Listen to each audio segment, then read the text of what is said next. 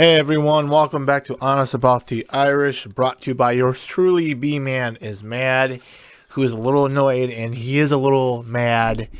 And yeah, final score from the ACC Championship game, Super Fight 2, the rematch. And it wasn't really much of a contest. Notre Dame suffers their first defeat in the 2020 season by losing to Clemson 34-10. There is a lot to get into here tonight. I remember talking about my last podcast last week when I referred to the nightmare scenario where Notre Dame would get blown out by so much and so badly that the playoff committee in college football would decide to leave Notre Dame out of the playoffs, and Notre Dame would be left out looking in through the cold window outside where Ohio State, Texas A&M, Clemson, and Alabama would be staying warm by the fire, and Notre Dame's season would be all for naught, at least to my standpoint. Where do I begin? Now, I don't want to criticize the players because this season has been special for Notre Dame, and I'm not going to pick out any players, or I'm not going to pick out any individual here, nitpick and point the finger at them. Now, I will say that one thing that really annoyed me in the beginning of this game is that Notre Dame looked very, very adhesive. I should say the word. I don't know if I pronounced that right. Remember, grammar on this channel does not exist. They looked very crisp on that first drive when they settled for the 51-yard field goal and went up 3-0. And then they had an opportunity to go up by 2 scores with the interception that Trevor Lawrence had thrown. So there was a lot of opportunities here that Notre Dame had missed out on, and they left, to me, at least 13 points off the scoreboard. But everything that went great for Notre Dame this year, everything that went well for Notre Dame and Ian Book today in the ACC Championship game was reversed. It went badly. Even though Ian Book threw the ball very well, he wasn't able to escape the pocket. He wasn't able to create offense like he did against the first game, like he's done all year. Clemson prepared to this game very well. They were ready. They had 2 weeks to prepare. Now listen, I understand Clemson had Trevor Lawrence back. Clemson also had a lot of their key players on their defensive line back, so they were able to rush Ian Book and make him uncomfortable all game long. That just was the problem tonight. Ian Book could not get comfortable. Notre Dame couldn't get any momentum. And like I said, I felt like if they would have went up 10-0, I think the game would have been a little bit different. I think they still could have lost to Clemson. I don't think it would have been a blowout. I think it would have been much closer. Notre Dame would have had some momentum because there was no stopping Clemson tonight. I mean, they looked almost perfect. I mean, Trevor Lawrence, what can you say about Trevor Lawrence? He is an absolute beast. He is the best quarterback in college football since Tim Tebow, and the most perfect quarterback. And listen, there's no such thing as perfect, but he's the closest thing. He has legs that give him great athleticism. He has a great arm. He has a great vision. He's tall. I mean, he is just an absolute beast of a quarterback, and he's almost there at 100% perfect. We haven't seen anything like this, like I said, since Tim Tebow. And it is very hard to beat a Trevor Lawrence football team. Very hard. Alabama has done it. Notre Dame, fortunately, has not beaten a Trevor Lawrence football team. I would love to see Notre Dame beat a Trevor Lawrence football team today and beat Clemson twice and have the dream scenario where they go into the college football playoff program format, whatever we call it, beat Ohio State in that first game, and, of course, take out Alabama and avenge their loss in 2012. And unfortunately, folks, that is not going to happen this year. Now, going into this game, I will be honest with you, I was a little worried. I was afraid that Notre Dame was going to get blown out like the way they did today. And I was afraid that Trevor Lawrence was going to be on fire and a lot of their key players were going to be on fire, including Etienne. I don't know if I pronounced his name right. Forgive me if I did. I know I butcher names on here. But he had a little bit of a slow start there in the first and second half. But in the first game, Notre Dame was able to contain him. Notre Dame was able to bottle him up, and that was part of the reason why Notre Dame won that first game. And just today in the third and fourth quarter, he took off and had a hell of a game with Trevor Lawrence. Notre Dame did not accomplish a lot of things they did in this game like they did in the first game with poor tackling today on defense. But you know what? I will say this about their defense. They did not give up. Their defensive line did not give up. They played hard in rushing Trevor Lawrence there in the fourth quarter before they pulled him out. So I'm proud of them. Now, a thing that I have a problem with some of these fans I've been arguing with on Facebook and some friends and text messages I received during this game in the last 2 weeks is that some Notre Dame fans were like, well, if Notre Dame loses to Clemson, at least we beat them the first time. What? What the hell are you saying? I want to beat Clemson twice. I wanted Notre Dame to beat Clemson twice. I don't ever want to say, well, at least we're here and we got this. That's what Michigan fans do. We don't settle. And I didn't want to settle. I thought this was going to be a scenario where worst case scenario is what happened today. That's what I was afraid of. But I thought there would be another scenario where Notre Dame would have lost because, like I said, it's very hard to beat a team twice in college football. But it would have been much closer. Notre Dame would have played similar like they did in the first game, but that did not happen. We cannot change that. Okay, what bothers me is that when fans settle. When you settle, you've given up, you've surrendered, you've waved the white flag. And some Notre Dame fans have done that. I just don't want to as if or but, or if there's a but next to it. Okay, well, but they beat him the first time. No, I don't believe in that. I wanted them to beat him twice. I wanted them to shut up all the naysayers that they could beat Clemson with Trevor Lawrence. But that didn't happen. So now we're left scratching our head. And the big question is, after today's terrible 34-10 loss to Clemson, is Notre Dame going to get into the college football playoffs? My answer is yes. They will get in at a fourth spot. Now, who's the first and second and third team going to be? Of course, it's going to be Alabama. And of course, the second team will probably be Ohio State. And then the third team would be Clemson, the first one-loss team to be in that top four. And then Notre Dame. Coming at number 4, just beating out Texas A&M. And by the way, Texas A&M has a good team. They're going to be a force to be reckoned with here in a couple of years, not if maybe even next year in the SEC. So watch out for them. Watch out for the Aggies. I see Notre Dame getting in. And the way they played today, the way they got torched, even though I was happy with their defensive line, still playing tough, still playing competitiveness in the fourth quarter, not giving up. But they gave up a lot of yards in that secondary today. Trevor Lawrence torched Notre Dame. A lot of big plays that Notre Dame needs to clean up and work on. If they play this way against Alabama, it's going to be over like it was today. And it'll be even worse. And I'm sorry. And we're going to have to hear, well, maybe Notre Dame wasn't really that good. Maybe that first game was a fluke. Oh, Clemson didn't have all their players. I'm tired of the freaking excuses, guys. Okay? And I'm also tired of, well, at least we beat Clemson the first time. That shit ain't going to fly with me. Okay? If they get blown out by Alabama, if they play the same way that they did against Alabama, and if they even make it there, then where do we go from there? But we'll have to tackle that issue when that game is played or if it's played.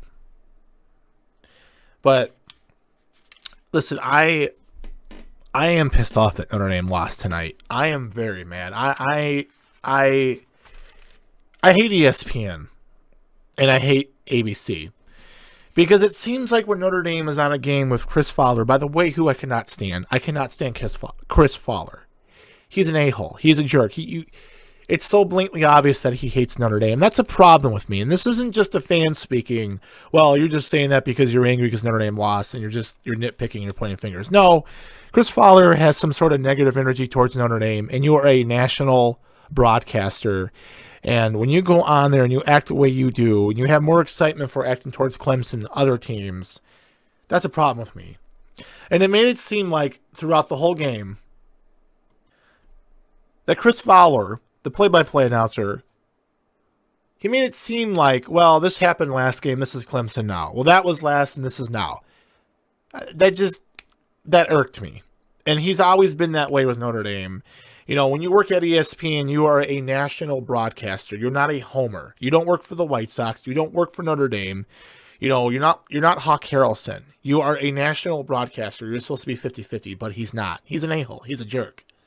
And every time Notre Dame has a big game on the spotlight, on the road, when it's ABC or ESPN, Chris Fowler and Kirk Herbstreit, every time they do a game, it always seems to be a game where Notre Dame gets blown out, or Notre Dame's on the stage and they lose badly. I know they've been on there a couple times when Notre Dame's beat North Carolina. They did that game this year. But you get my drift. You get what I'm saying.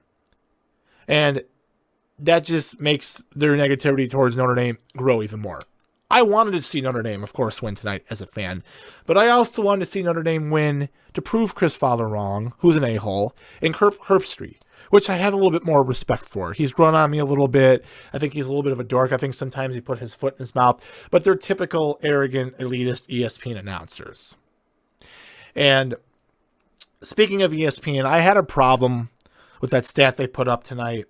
It was during, I think it was the second quarter. Notre Dame was already down by 2 touchdowns. And remember, Notre Dame had left 10 points off the scoreboard, possibly even maybe 13. The trivia question was, who was the last ranked number 2 team to lose in the respectful championship game, I should say. That was when Notre Dame was down by 2 scores. Notre Dame, it didn't look good. It was the beginning of the end. But for ABC to post that up there, that was automatically making it look like they were writing off Notre Dame. And that really disgusted me. Now, I'm probably saying this because I'm a true diehard fan, and I'm probably right, and you're probably right saying that right now. Or you're just saying that because you're a fan, and of course you'd be annoyed by that. But that was distasteful. And I thought that was a little bit of a slap in the face because the answer came from a team in 2017. And you couldn't come up with a more historical college football trivia question. You know, that because college football, all the rich tradition they've had and all the years they've been around, over 100 and something, I think it's 150 years. I mean, that was gross. And that was uncalled for. And that's just typical of arrogant ESPN and ABC football to post a question like that. Because that was a read between the lines, Notre Dame's going to lose, they suck kind of thing. And that's the way I took it. And that guy that does the questions, they call him the Bear, he's annoying. I don't even know why they have him on there. There's no point of having him on there because he does all the underdog shit. Like I mean, he's like that dork or like that buffoon that tries to be cool, but he's not. And ESPN tries to make him cool.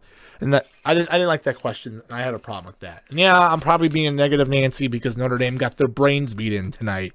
Now, that being said about the game, Brian Kelly had made a comment yesterday that was reported. And of course ESPN reported it because we all know how ESPN feels about Notre Dame. And of course ESPN wants to make any situation for Notre Dame bad before a big game. But however, I guess you can call this B-Man's F5 of the week, mild F5. Now, I'm not really going to give my opinion on it because I'm not in this situation, and I think other people who work in this field and people who work in the front lines should voice their opinions over what I have to say. Grocery store workers, truck drivers, people who work around a lot of people who had to go to work during this pandemic, okay,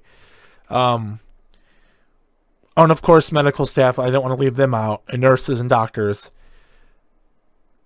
What Brian Kelly said that he would forfeit, or not necessarily forfeit, but boycott the playoff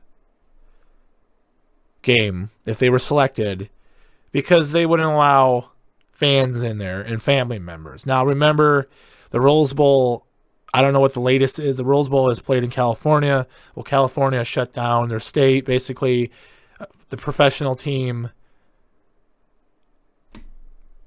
the San Francisco 49ers, are playing in Arizona because of the state not allowing them to play in San Francisco, which they don't technically play in San Francisco. They play outside it, and they play in a suburb, which is about 45 minutes from the city. I can't remember the name right now. It's not on top of my head. I apologize for that. But that being said, that means that the Rose Bowl wouldn't be played in California, and that the game would actually be played in either Dallas and I think was Arizona. And it wouldn't be called the Rose Bowl because, of course, it wouldn't be played in California. And the last time the Rose Bowl hadn't been played in California, I believe, was in 1920. And I'll have to check out you Google factors out there, look on your phone right now and correct me. I believe it was 1920 was the last time the Rose Bowl was not played in California. Now, Brian Kelly, he came out and said that we will boycott the committee and we will not play the game if there are not fans allowed or family members allowed in the stadium. At least family members to support our players and support their sons, our nephews, grandchildren, etc. for the players on Notre Dame. I get what Brian Kelly is saying. He's sticking up for his team. He's being the coach, but he's being the leader. But Coach Kelly, Brian Kelly, I've criticized you in the past, and I hate to do it again, but that was very idiotic. The night before a big game, and I don't think it would have made a difference because Clemson was ready. Clemson made a lot of adjustments, and they learned from their mistakes from the first game. They were prepared better. Okay. But, however, to make that comment like you did, what you said about boycotting a night before the big game, it just does not make you look good. Especially if you were going to be in a scenario which what happened tonight and you lose big. Now the committee's looking at this game and saying, well, they lost pretty badly, and their coach says that he'll boycott because of the empty stadium rule. That was in a little bit of bad taste. And I had a problem with that. And I think a lot of people did. But I'm not going to sit here and rant on it because I am not a parent. I don't have kids playing sports. And also, I've had people affected by COVID-19. We all have, okay? And I'm not going to speak as a person who's very offended by this because I don't believe I should give that because I'm not directly, well, I do technically work as a frontline worker. I'm not going to tell you what my real job is in real life, but I did not work in a hospital. I did not work in a grocery store. I do not work in a medical facility. Okay, so I'm not going to leave that opinion. Those people should give their opinion about what Coach Kelly had to say. But that is a mild F5. You have been F5 by B-Man is mad. And that goes to Coach Brian Kelly for making that really low, really poor taste comment and very offensive to certain people. And I'm going to leave it at that. So what did we go over today? My nightmare scenario possibly maybe coming true. We'll find out tomorrow at 11 a.m. Central Time when the committee will announce the top 4 teams. I will have a reaction to that probably in the afternoon sometime, and I will respond and give you my opinion on what the scenario is going to be. Now I am a little, I'm sitting here thinking, well, you know what, if they have to play Alabama in that first game, I mean, I don't know what to think. I mean, certainly, most importantly, the way they played today. It just did not look pretty. But we will get into that once that is announced, who Notre Dame will be playing if they get there, which I think they will. I think they have a 70% chance of getting in there. And we also went over my dislike for ESPN and ABC.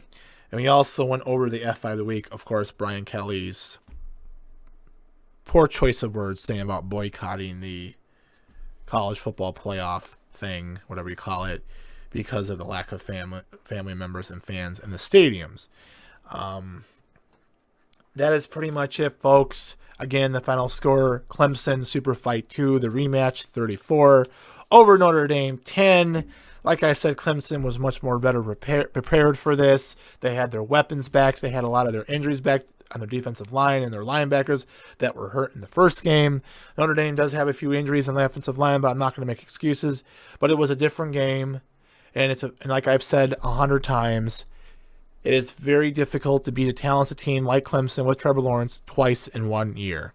Okay, and Notre Dame did accomplish a lot this year. Okay, their first year in a conference, they went to the ACC championship game, got blown out, but they got there, right? That's what you want to say. You want to be positive. But Notre Dame did accomplish a lot of good things this year. But if they get left out of the committee, me as a true diehard fan who's a little bit negative sometimes, if they get left out, I will feel like it was all for naught.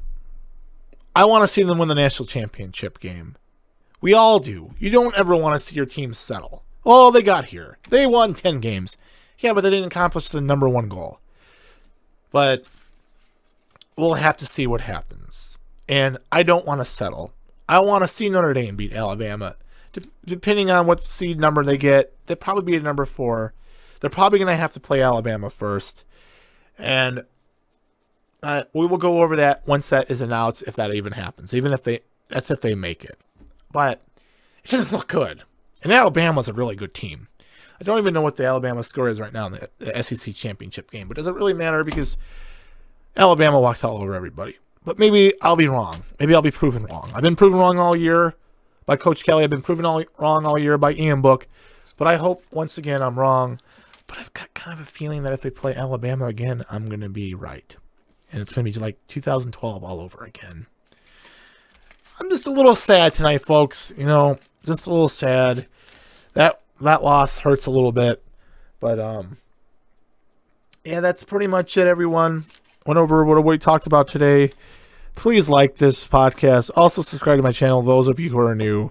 Stay safe, go Irish. And I will speak to you guys tomorrow after the college football committee announces their top 4 teams, and I'll give you my instant reaction. Everyone stay safe, and thank you.